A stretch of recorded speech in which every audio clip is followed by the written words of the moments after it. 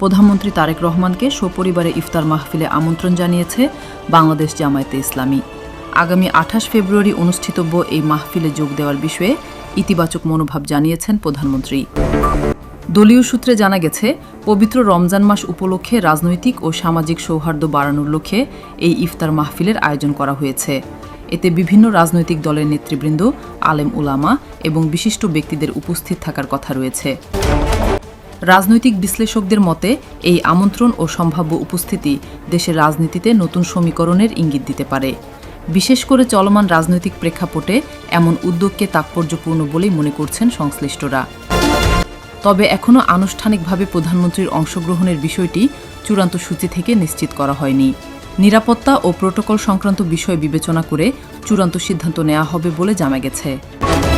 ইফতার মাহফিল ঘিরে রাজনৈতিক মহলে কৌতূহল ও আলোচনা বাড়ছে। এখন দেখার বিষয়, শেষ পর্যন্ত এই আয়োজন কতটা তাৎপর্যপূর্ণ বার্তা দেয় দেশের রাজনীতিতে।